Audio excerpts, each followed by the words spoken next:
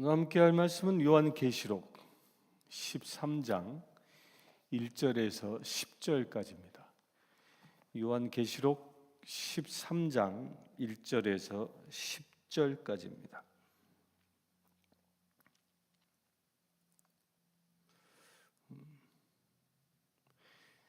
먼저 1절 봅니다. 내가 보니 바다에서 한 짐승이 나오는데 뿔이 10이요 머리가 7이라. 그 뿔에는 10 왕관이 있고 그 머리들에는 신성모독하는 이름들이 있더라.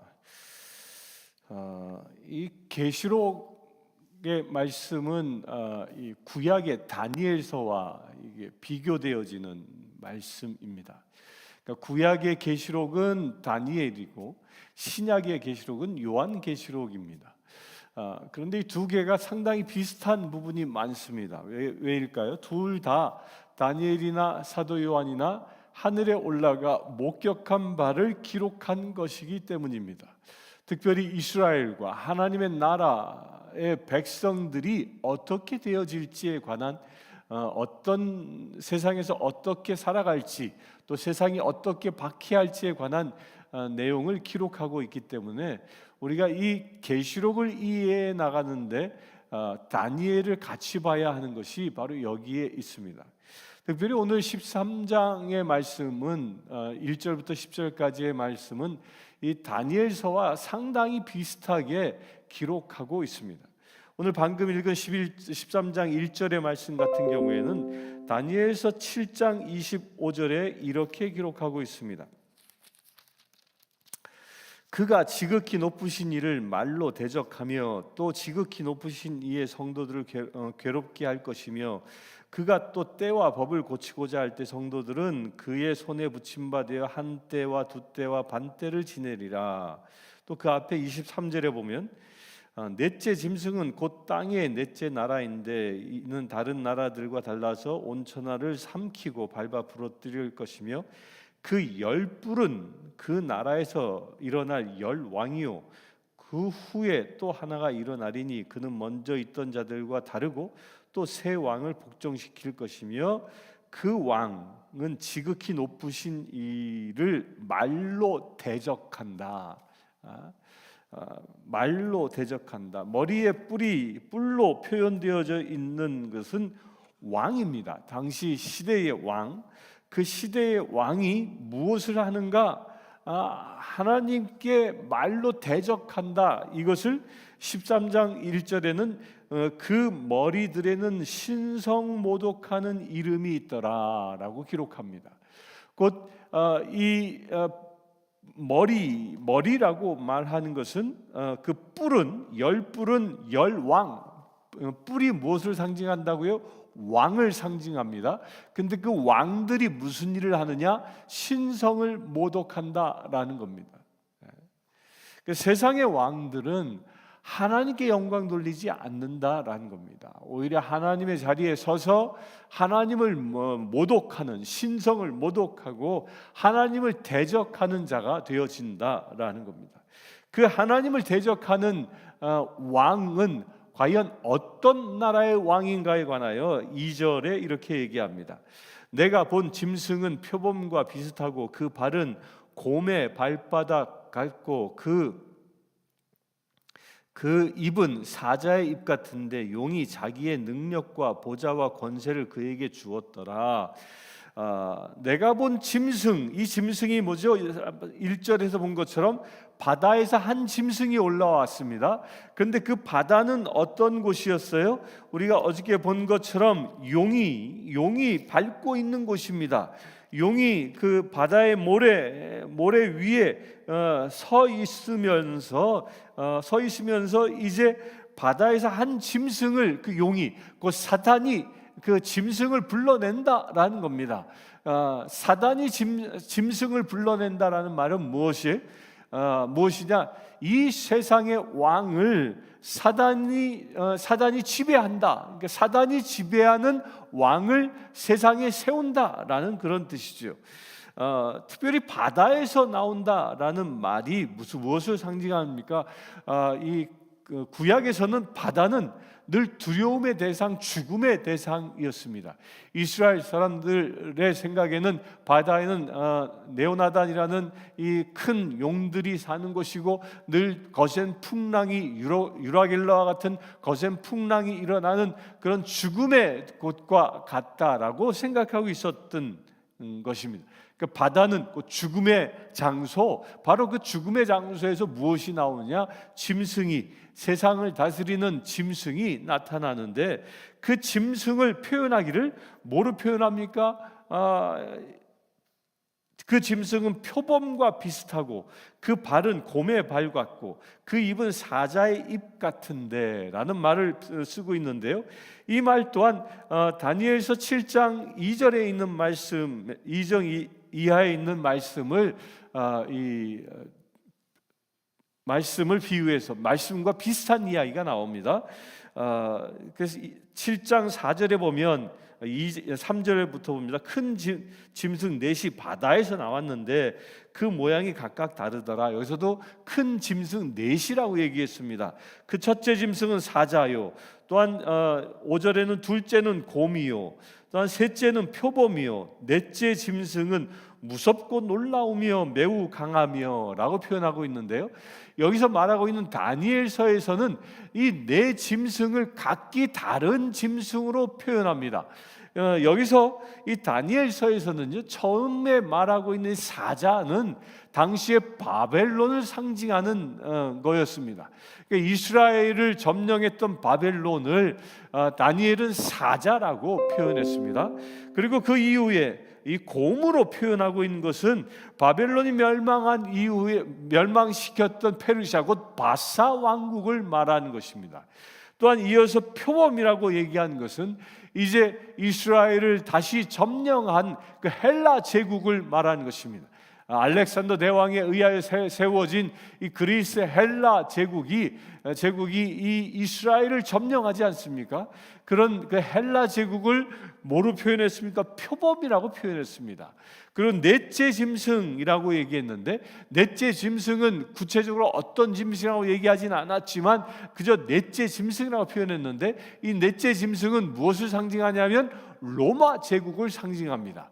곧 이 바벨론, 페르시아, 바사 페르시아, 그리고 헬라 제국, 그리고 로마, 이것은 당시 이스라엘이 속해 있었던 유럽 전역과 이 고대 근동 지역의 패권국이었던 것을 말하는 것이죠.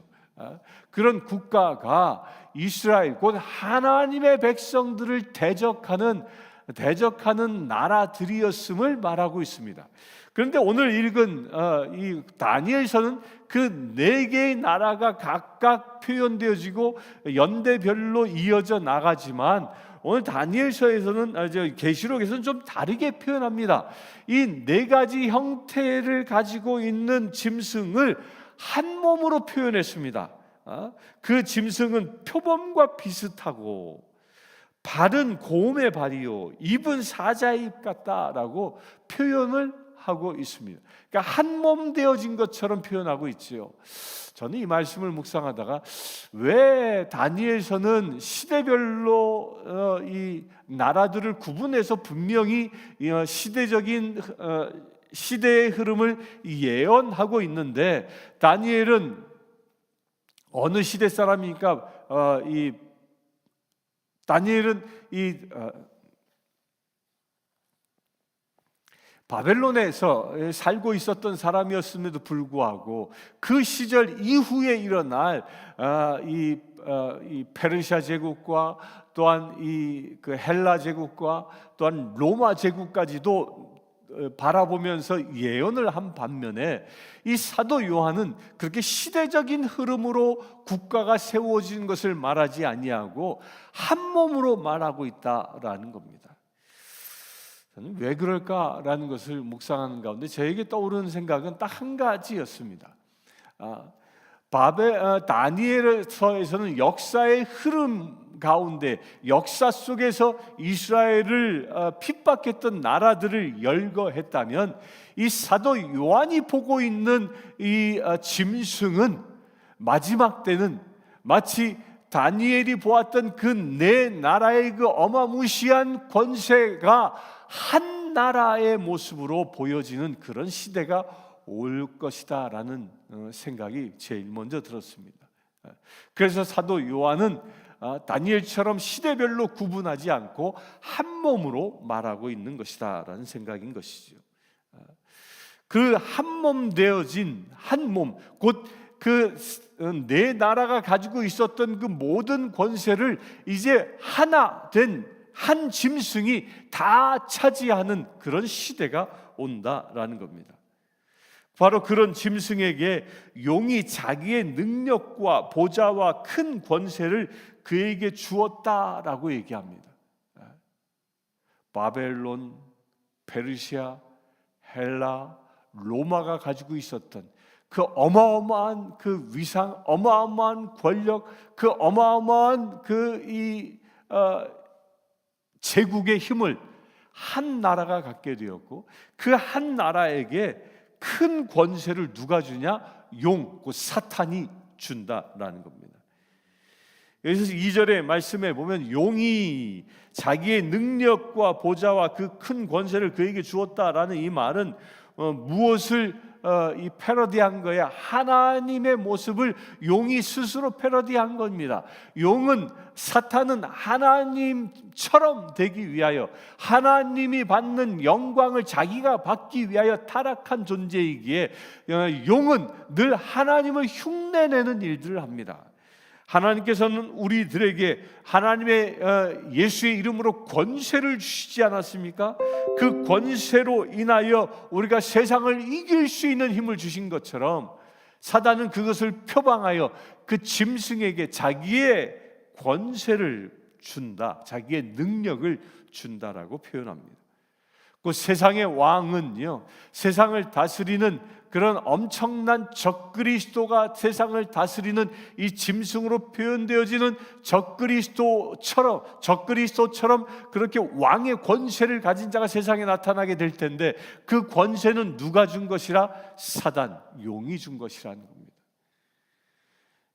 그래서 우리는요, 세상 권세를 탐할 이유가 없습니다. 세상 권세, 물론 하나님이 허락해서 준 것이지만 누구를 통하여 온 것이라? 용을 통하여, 사단을 통하여 온 것이라는 겁니다.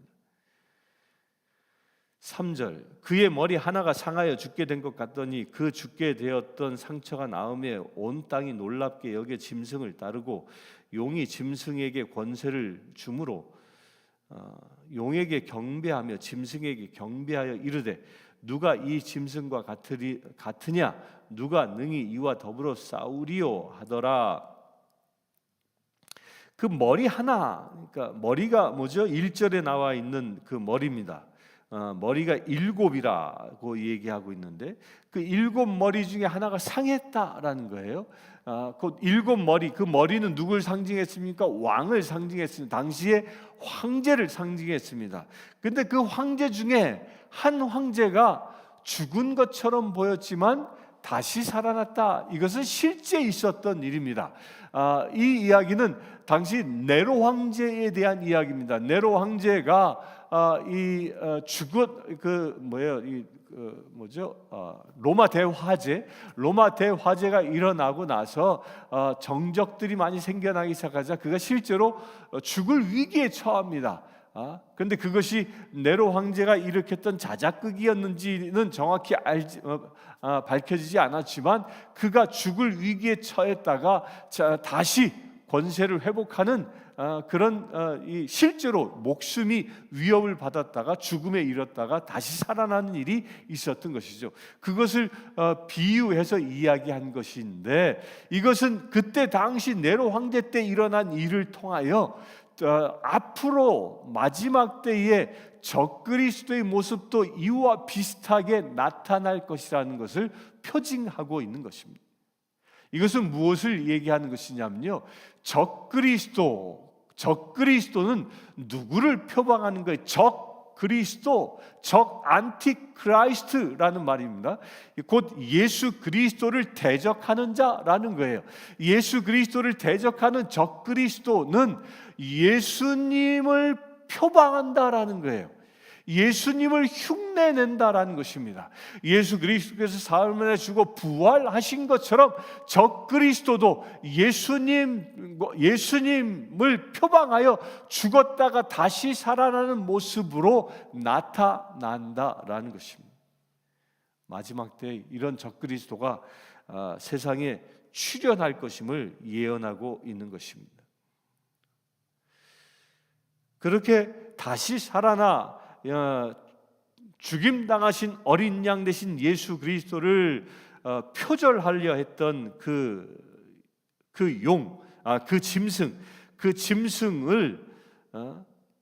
짐승에게 용이 권세를 주는데, 그 권세를 주는 가장 중요한 이유가 뭐냐? 짐승에게 모든 백성들이 경배하게 하기 위함이라는 것입니다.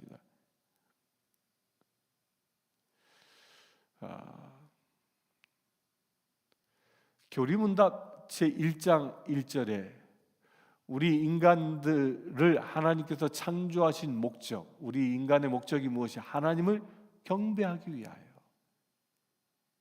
그런데 사단은 우리로 하여금 하나님을 경배하는 존재가 아니라 자기 자신을 경배하는 존재 되게 하기 위하여 세상의 짐승, 곧 적그리스도를 보낸다라는 겁니다.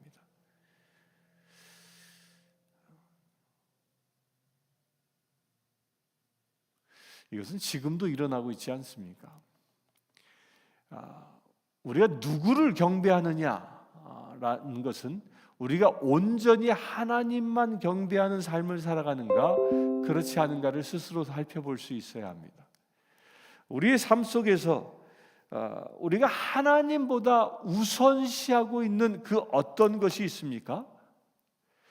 우리가 하나님보다 높이는 그 어떤 것이 있다면 그것이 바로 내가 하나님보다 우선시하는 경배하는 대상이 있다라는 겁니다. 그것이 곧 용이 된다는 것이죠. 사단이 되는 것이고, 사단이 주는 것이고, 짐승이 주는 것입니다. 현대의 사람들은 물질을 숭배합니다. 지금 물질을 숭배하니까 물질이 어떻게 됐습니까? 막 물가가 고공행진하면서 물질의 가치가 폭락하는 그런 시대가 오지 않았습니까? 여러분들 세상 것에 묶여 있지 말기 바랍니다. 영원할 것 같은 돈도요, 이렇게 가치가 폭락해 버리고 마는 겁니다. 지금 한 1년 전보다 지금 물가가 얼마나 올라요? 배 이상 오르지 않습니다. 폭락하고 있습니다. 세상의 것은 경배의 대상이 아니라 우리가 사용할 수단일 뿐입니다. 수단을 경배하는 우를 범치 않게 되길 바랍니다. 이런 용과 짐승은 우리가 대적하고 더불어 싸워야 해야 할 싸울 대상이라는 것입니다.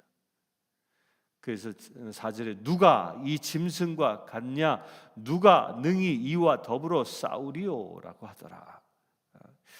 5절 또 짐승이 과장되고 신성 모독을 말하는 입을 받고 또 42달 동안 일할 권세를 받으니라.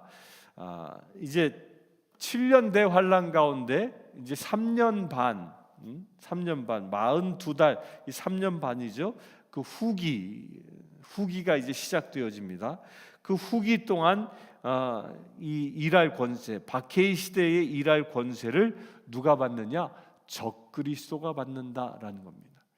적그리스도가 다스리는 때가 이 3년 반, 아까 읽었던 계시록 다니엘서 7장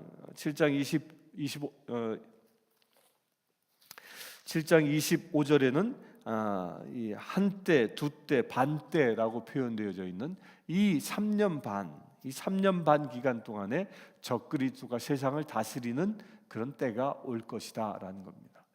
근데 학자들 가운데는 이 3년 반의 의미가 무엇이냐, 이 42달 이 의미가 구체적으로 무엇이냐, 실제의 시간적 개념이냐, 아니면 상징적 개념이냐를 놓고 많은 논쟁을 합니다. 근데 두 개 다 의미가 있다고 생각합니다. 이게 숫자적인 개념일 수도 있고요, 상징적인 개념일 수도 있습니다. 왜냐하면 이 상징적인 개념이라고 주장하는 사람들의 그 입장은 어떤 지정된 한정의 때를 3년 반이라고 표현할 것이다라고 해석하는 겁니다. 꼭 42달이라는 숫자가 채워지는, 달수가 채워지는 것보다는 어떤 특정한 때를 하나님께서 이 적그리스도에게 허용하신 그 특정한 때가 있다라는 겁니다. 그 기간이 3년 반일 수도 있고 더 짧을 수도 있고 좀 더 길 수도 있다라는 것이죠. 그러나 분명한 것은 무엇입니까? 그 적그리스도가 다스리는 지정되어져 있는 때는 분명히 있다라는 겁니다.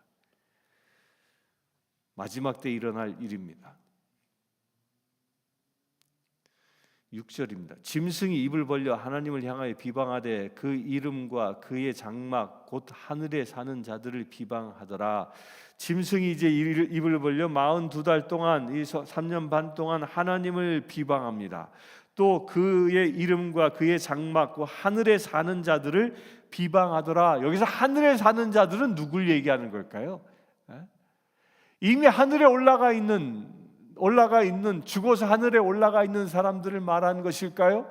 아니면 세상에 살아가고 있는 그리스도인을 말하는 것일까요? 여기서 말하는 것은요, 세상을 살아가고 있는 그리스도인을 말하는 것입니다. 적그리스도가 다스리는 시대에 그때까지 세상에서 남아있는 그리스도인을 말하는 것입니다. 이렇게 적그리스도가 다스리는 시대에 세상에 남아있는 그리스도인을 성경은 뭐라고 표현하냐? 그들은 하늘에 사는 자라고 표현합니다. 이것을 사도 요한은 뭐라고 얘기합니까? 우리는 땅에 속한 자가 아니요 하늘에 속한 자다라고 표현한 것과 통하는 것이죠. 곧 우리는 마지막 때를 살아가게 될 것입니다. 그러나 우리는 마지막 때를 지금도 살아가고 있다면 이 살아가고 있는 우리는 지금 세상의 육신은 세상에 속하여 살아가고 있다 할지라도 마귀의 눈에도요, 우리가 진정한 그리스도인이라면 우리는 하늘에서 사는 자처럼 보여진다라는 겁니다. 하늘에서 사는 자처럼 보여진다라는 것은 무엇을 말합니까? 하늘의 법에 의하여 살아가는 자를 말하는 것입니다. 하나님의 말씀에 의하여 살아가는 자를 말하는 것입니다. 하나님의 능력에 의하여 살아가는 자를 말하는 것입니다. 세상이 주는 것에 의지하며 살아가는 자가 아니라 하나님의 권세를 의지하며 살아가는 자를 말하는 것입니다. 세상은 광야와 같기에 세상으로부터 얻을 수 있는 것은 아무것도 없다 할지라도 오직 하나님이 주시는 은혜와 하나님이 주시는 권세와 하나님이 주시는 그 축복 가운데 살아가는 자를 말하는 것입니다. 오늘 여러분 이런 삶을 살아가는 것에 도전받을 수 있게 되길 바랍니다. 세상이 주는 것에 의지하며 살아가는 것이 아니라 내가 얼마의 수입을, 내가 얼마의 월급을, 내가 얼마의 연금을, 또 내가 어떤 집을, 내가 어떤 차를 가지고 있다는 것에 의지하며 그것에 만족하는 삶이 아니라 하나님이 주시는 말씀에 의하여 하나님이 주시는 말씀과 성령 충만함 때문에 기쁨을 얻고 그 말씀이 내 삶의 동력이 되는, 그 말씀이 내 삶의 이유가 되어지는 그런 삶을 살아갈 수 있게 되길 바랍니다. 그렇게 살아갈 때 우리는 세상에 속한 자가 아니라 하늘에 속한 자로 살아가는 것입니다. 이렇게 하늘에 사는 자로, 하늘에 속한 자로 살아가는 사람을 적그리스도는 어떻게 한다? 비방한다라고 얘기합니다. 실제로 지금 세상도 그렇지 않습니까? 이 성경 말씀, 이 진리를 지키며 살아가려고 애쓰는 사람들을 세상은 얼마나 많이 비방합니까? 비웃지 않습니까? 어떻게 사랑할 수 있어? 원수를 어떻게 7번씩 70번이라고 사랑할 수 있어? 그건 그냥 좋은 말일 뿐이야. 우리 인간은 미워할 수밖에 없어 라고 감정을 부추기기도 하고요. 어떻게 11조를 드려? 내가 쓰기도 바쁜데 그래서 물질에 귀속되라고 물질에 묶여 살라고 세상은 또한 유혹합니다. 어떻게 전도해, 어떻게 봉사해, 나 하나 즐기며 살기도 바쁜 생활, 나 하나 목숨을 유지하며 살아가기도 바쁜 생활에 어떻게 그런 주의 일을 감당한단 말이야 라고 비방할 수도 있습니다. 그러나 진정한 그리스도인들은 예수님 때문에 비방받는다면 그것을 오히려 기뻐할 수 있어야 하는 것입니다. 그렇게 되길 바랍니다.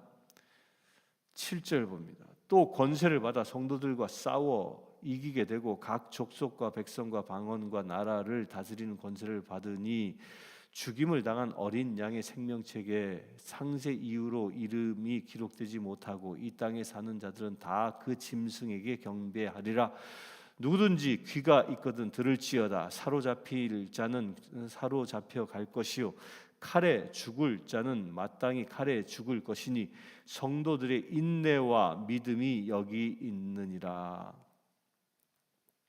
여기서 이제 그렇게 적그리스도가 다스리는 시대에 두 부류의 사람들로 완연히 분리되어진다는 겁니다.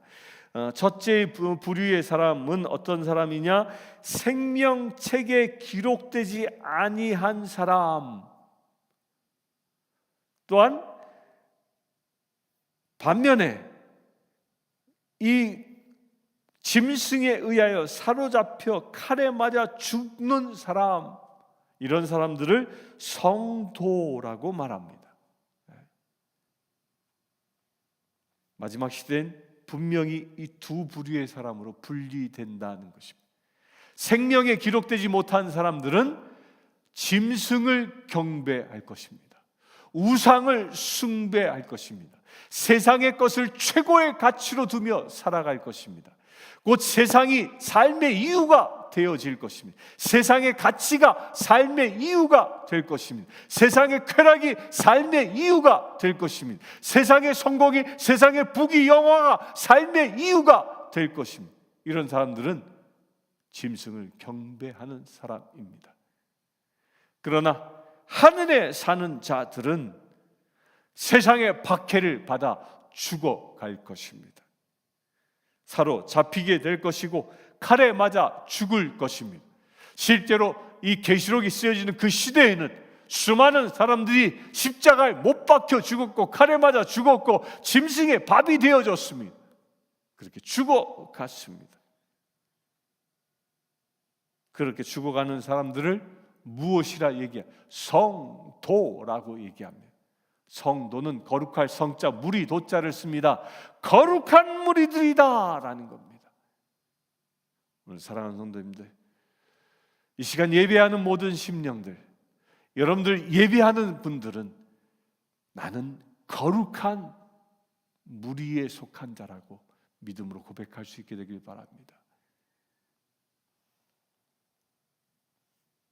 짐승을 경배하는 자가 아니라 거룩한 무리, 성도 되어져 세상의 박해가 온다 할지라도 그것을 감내해 나가며 하늘에 속한 자답게 하늘의 말씀에 의하여 살아가는 자, 우상을 숭배하는 것이 아니라 하나님만을 경배하는 자 될 수 있는 믿음의 세대이길 바랍니다. 그래야 진정 생명의 책에 기록된 자답게 인내와 믿음으로 승리하는 거룩한 주의 자녀 되기를 주의 이름으로 축원합니다. 함께 기도하겠습니다. 주 아버지 하나님,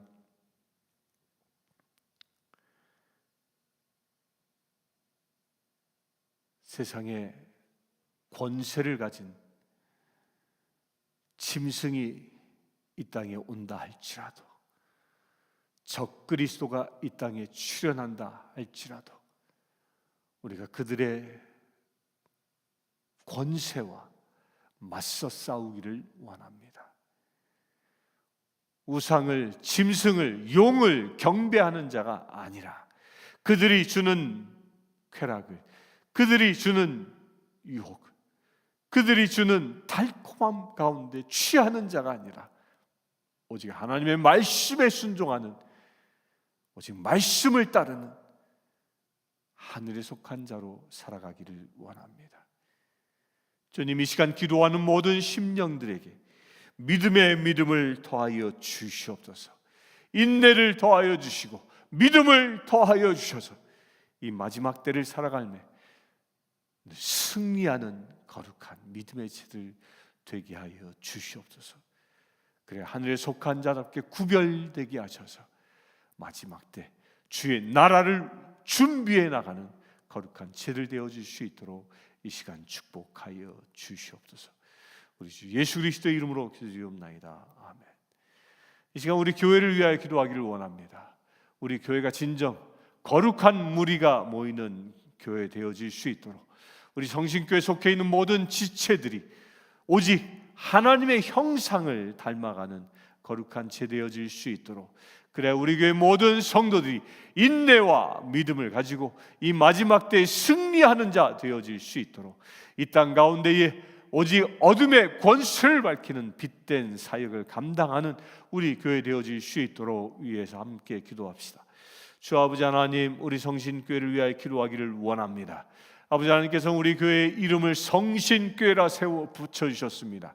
아버지 하나님, 그 교회의 이름답게 우리 교회가 늘 성령 충만하기를 원합니다. 늘 깨어있는 교회 되어지기를 원합니다. 우리 성신교회 가운데 기름 부으심을 더하여 주시옵소서. 우리 교회 속해 있는 모든 성도들 가운데에 이 시간 성령 하나님 기름 부어 주시옵소서. 기름 부어 주시옵소서. 우리 교회 속해 있는 모든 성도들이 깨어 일어나게 하시고 인내와 믿음으로 무장하게 하시고 오직 성령 충만한 거룩한 믿음의 제들 되어질 수 있도록 아버지 하나님 이 시간 축복하여 주시옵소서. 그래 아버지 하나님, 이 마지막 시대를 살아가며 이 땅 가운데 주의 나라를 준비하는 거룩한 교회 되어지기를 원합니다. 주님 역사하여 주시옵소서. 이 교회가 그리하여 우리가 온전히 예배가 살아있는 교회 되어지기를 원합니다. 이 마지막 때에 우상 앞에 절하는, 우상을 경배하는 이 세상 가운데 오직 하나님만을 경배하는 교회 되어지기를 원합니다. 그런 교회, 그런 성도들이 모이는 교회 되어지기를 원합니다. 주님 축복하여 주시옵소서. 우리가 모여 기도할 때마다 하늘의 영광이 임하게 하시고 우리가 기도할 때마다 예배할 때마다 하늘에 속한 자답게 세워지는, 그래 생명책에 기록되어 저희는 하나님의 자녀답게 살아가는 놀라운 은혜의 공동체 되게 하여 주시옵소서. 주님, 그래 이 땅에 우리 성신교회를 통해서 이 내시빌이 온전히 복음화되어지기를 원합니다. 이 땅에 아직 주님을 알지 못하며 주님을 인격적으로 만나지 못한 심령들을 구원하는 놀라운 역사가 일어나기를 원합니다. 주님, 그 일을 충성되게 감당하는 우리 성신교회 되어지기를 원하오니 주님, 우리 교회 모든 성도들 말씀으로 무장하게 하시고 성령으로 충만케 하여 주시옵소서. 그래 예배가 살아있는 교회 되게 하시고 섬김이 살아있는 교회 되게 하시고 믿음이 충만한 교회 되게 하여 주시옵소서. 그리하여 사랑이 충만한 공동체, 세상을 살리는, 세상을 하나님의 나라 되게 하는 놀라운 믿음의 공동체 되어질 수 있도록 이 시간 축복하여 주시옵소서. 우리 주 예수 그리스도의 이름으로 기도드리옵나이다. 아멘. 이 시간 우리 내시빌 땅에 있는 모든 교회들을 위하여 기도하기를 원합니다. 이 땅에 있는 모든 교회들이 깨어 일어나 오직 주님 앞에 예배하는 거룩한 공동체들 되어질 수 있도록 적은 교회부터 큰 교회까지 모두 하나 되어 교단의 장벽, 교회의 장벽들이 허물어져 오직 예수 그리스도를 한 머리로 삼는 한 지체임을 고백하며 이 땅 가운데 새로운 부흥을, 새하늘과 새 땅을 준비하는 거룩한 믿음의 군대들로 세워질 수 있도록 이 시간 기도합시다. 주 아버지 하나님, 이 내시빌 땅에 세워주신 수많은 교회들이 있습니다. 적은 교회부터 큰 교회까지 아버지 하나님, 그 모든 교회들을 일찍 예수께서 이 땅 가운데 예수 그리스도의 핏값을 치고 세워주셨사오니 아버지 하나님, 이 땅에 있는 모든 교회들의 더욱더 큰 은혜의 기름 부으심을 더하여 주시옵소서. 이 땅에 있는 모든 교회들이 교단의 장벽이 허물어지게 하시고, 또한 교회 간의 거리들이 허물어지게 하셔서 온전히 예수 그리스도를 한 지체 삼은 한 믿음의 공동체들로 다시 태어날 수 있도록, 연합하는 교회 공동체 되어질 수 있도록 아버지 역사하시길 원합니다. 아버지 하나님, 그래야 이 땅 가운데 모든 교회들이 참으로 생명이 충만한 거룩한 교회 되게 하여 주시옵소서. 오순절 사건이 날마다 일어나는 거룩한 교회 되게 하여 주시옵소서. 그래야 이 땅에 있는 모든 교회들이 서로 연합하여 이 내시빌 땅을 새 예루살렘으로 건설하는 놀라운 사역자들 되어질 수 있도록 아버지 역사하시길 원합니다. 그 일을 위하여 간구하온데 주님, 이 땅에 있는 모든 교회들 목회자들과 직분자들이 깨어 일어나게 하여 주시옵소서. 오직 하나님의 나라의 의를 보게 하시고 하늘에 속한 거룩한 주님의 몸된 지체답게 세상을 밝히는 믿음의 새들 되어질 수 있도록 아버지 축복하여 주시옵소서. 그 일을 위하여 믿음의 군대가 일어나는 거룩한 이 땅 되어지기를 원합니다. 이 땅에 있는 모든 교회들이여 깨어 일어날지어다. 그 발강가에 마른 뼈가 일어난 것처럼 이 땅에 있는 모든 교회들이여 깨어 일어날지어다. 생명이 사방으로부터 불어올지어다. 생명이 사방으로부터 불어올지어다. 이 땅에 있는 모든 교회들이 마른 뼈가 일어나 주님의 군대 되어진 것처럼 이 땅에 있는 모든 교회들이 주님의 군대들로 일어나게 하여 주시옵소서. 그래 아버지 하나님, 이 내시비를 주님의 새 예루살렘으로 건설하게 하시고, 그래 새 하늘과 새 땅을 준비하는 거룩한 도성 되어질 수 있도록 아버지 축복하여 주시옵소서. 주님, 이 땅에 그리하여 모든 흑암의 권세들이 떠나가게 하여 주시옵소서. 저 음란의 권세가 떠나가게 하시고 우상 숭배의 권세가 떠나가게 하여 주시옵소서. 오직 주님을 찬양하는 거룩한 도시 되어질 수 있도록 아버지 축복하여 주시옵소서. 우리 주 예수 그리스도의 이름으로 기도드리옵나이다. 아멘. 지금 우리 주 예수 그리스도의 은혜와 하나님의 크신 사랑과 성령님의 감화감동 교통 치유하심이 이 시간 하늘에 속한 주의 사랑하는 모든 백성과 교회들 위해 지금부터 영원토록 함께 하실지어다.